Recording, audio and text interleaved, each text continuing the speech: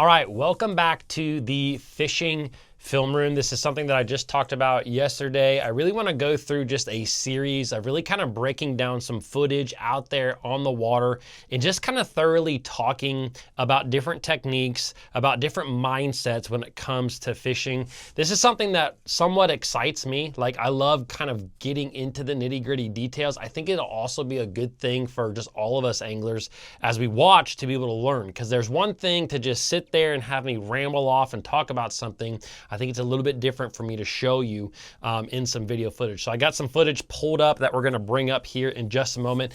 And in this video, I really wanna talk about what ended up being probably the #1 technique for me for this entire year. Now, I know that 2025 is not over. There's still plenty of fishing to be had, but I'm telling you what, I caught so many fish this year on a flutter spoon of some sort. And I caught them on flutter spoons from 3 inches all the way to the biggest ones, 8 inches. And I'm telling you what, this lure is so dynamic to me. And it's one that I guess I didn't fully respect until this year. Now, I've caught fish on flutter spoons my entire life, but I feel like every year you really dive deep into certain techniques. And this year it was just all about a flutter spoon. Like, I fished this thing all the way from May really until the last couple of weeks. And this is just a very, very good bait. So I want to show you some footage in this video. We're going to talk a little bit about this technique and why it is so effective, and of course the setups. Now, before we get into it, again, this video is brought to you by Fin Fishing Apparel. Right now over at Fin Fishing, everything is 20% off, including the brand new USA made sun shirts like the one that you see me wearing right here. Also, for every $1 that is spent over at Fin Fishing from now until the end of the year, you will get an entry into a big contest that I am doing, where I'm basically giving away 10 different prizes. Some of the big prizes are going to include an ARC Gravity 5 reel, $150 reel, a $50 glide bait, an over $2,000 Humminbird Solix 12. I'm also giving away a fishing trip with myself. I'm gonna come to your body of water, do a lake break video with you. I think it'll be a lot of fun. So anyways, I'm gonna leave some links down below in the description. Right now is a great time to buy for anyone. We got Christmas just around the corner. So I really appreciate all the support over at Fin Fishing. All right, let's go ahead and jump into the footage. All right, I'm sure I'm gonna end up finding a little bit better way to present this to you guys. I haven't figured it out quite yet, so just give me a couple of weeks and I'll really dial in this whole thing. But really, in this video, again, I wanna talk about the flutter spoon, and there's a couple of big things that I really want you to remember when it comes to the flutter spoon.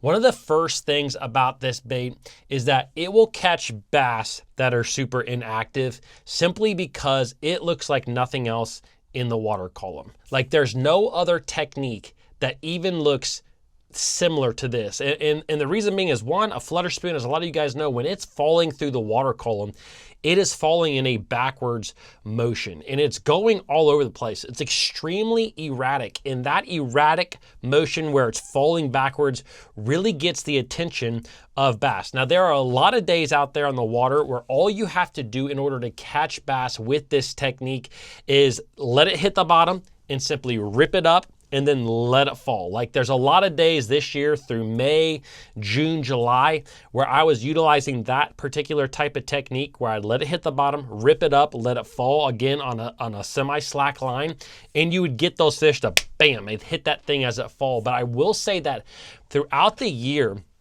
I started to see that more and more fish were not necessarily understanding what was going on, but it just seemed like that way of catching fish on it just stopped for me. And I think that if I had laid the flutter spoon down at that moment and not really tried to force that bite, I wouldn't have figured out a few things that really helped me to catch a lot of fish. Now, the first big thing that I really found out this year is how deadly this bait is when simply cast out, let the bass get the attention of it, and then reel it in, just slightly pausing it from time to time. That motion of it literally ripping through the water and it's dancing all over the place, and then you just kind of pause it for a second, is really, really key. And I'm gonna show it to you right now. So let's go ahead and play this footage right here. This is me on a recent trip down in Tennessee. A lot of you guys may have seen this video over at BassFishingHQ. I didn't really explain it quite well enough over there, but hopefully I will explain it here. So let's go ahead and hit this button right here. And we're gonna watch this. So I obviously see a bait ball here. I'm actually gonna pause this real quick because I just want you guys to peer down at my screen and look. We're gonna talk a little bit about forward-facing sonar in this video, but I am going to let you know how you can apply it no matter if you are using forward-facing sonar or not. But obviously I wanna talk about the footage. This is the film room. So if you look though down at my graph here, you can see there's a bright red blob that's right there on the screen. And what I found out over the course of this day is that the brighter colored blobs that you saw, it simply meant that the fish were, the bait fish were a lot tighter together. And the reason that they get super tight is because something is after them, AKA smallmouth bass or largemouth bass in this case. And so I was looking for these really bright balls, and a lot of times you would not see bass. Like sometimes with live scope, you can see bass very individually. I'm using a Mega Live 2 here, but you can see them very individually. These fish were up inside of these balls of bait a lot of times. So let's go ahead. I just want to let you guys know kind of the context of what it is, but I just made a cast out to this ball of bait. So I'm letting this spoon sink into them. I'm gonna pause it real quick. Again, I'm letting it sink into them. You see me click over my reel handle there. And that's because I realized that there were, in fact, some bass in this particular ball of bait. And the reason that I know that is because when that bait is falling through them, those bass will start to move within the bait. And when the bass move in the bait separates around them and you can see these bass. So I realized that there were some bass in them, and you'll see this is the technique that I'm talking about with this spoon that is so effective. You will not see me rip this bait up. I'm literally just reeling it and kind of pausing it and twitching it, making the thing very erratic. And so let's go ahead and play this.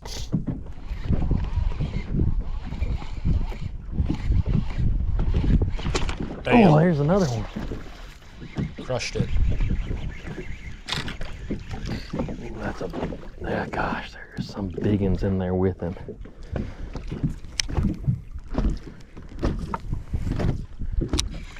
That's a big one. Big girl. It's very important when you're fighting a fish on a spoon. I lost very few fish this year on the spoon, and the biggest reason, take your time with these things. Do not allow them to jump.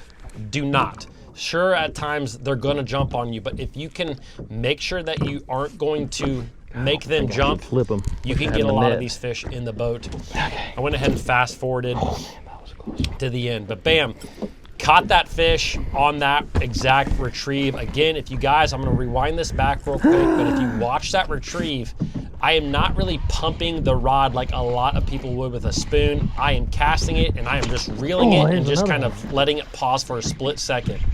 I'm telling you, I fished an entire day before this, pumping a spoon through these fish, and the fish would go bonkers over it, but I did not land, I did not have a single bite.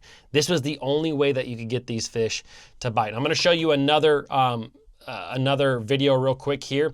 This is with a largemouth. Same exact thing, a little bit different here. I could see the largemouth down on my screen about 40 to 50 foot of water, which if you look at the screen right now, you can see just a couple of little blips. There was probably about 7 or 8 largemouth that were in about 4, they were over 100 foot of water, sitting about 40 or 50 foot low. So it took me like 4 casts to get the right cast on these fish because they were moving, and by the time that spoon got down to them, it just took a while to hit them.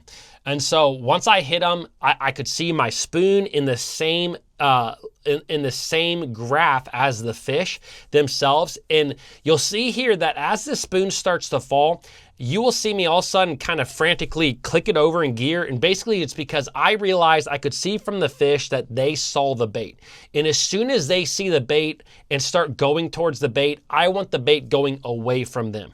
This is so key with a lot of different baits, but you want the bait to really go away from them. You don't want them to get too good of a look. If you let this thing fall past them, they were not interested in it. So as soon as I saw that they engaged with the bait, I picked it up, and again, same type of retrieve. I'm really just kind of reeling it and pausing it very quickly, just to make it erratic and also allow those bass to catch up with it. And here I'll actually play it, but I actually hooked into a fish that felt fairly small. I lost it, which I was glad I did, because the second fish that bit it, like literally just a second after that one spit it out, was a pretty good one. So let's go ahead and roll this footage quick. I'm I'm letting line out to this fish right now. Fish engage with it. Okay, time to reel, reel, reel, reel, reel. Oh, there he is. Got him, not feeling too big. Pops off, keep going. Uh-oh. That one might be bigger. And it was. Well, I don't know that for a fact, but I'm almost positive, judging by how hard this one fought. It's feeling a little weird. Is it a largemouth? It is a largemouth. It's a big largemouth. We also talked the other day about thumbing your spool when reeling in a fish, and you can see here, this is exactly what I mean by it. I have that drag locked down pretty tight, and once I get that fish close to the boat, I am clicking it over to put it in gear, and then I'm clicking on my thumb. Big old group of them. And actually allowing that fish to take drag based upon what I give him. And if you can see here, the reason that I kind of do this at the boat, I'm trying to make sure, I'm trying to see how that fish has the bait.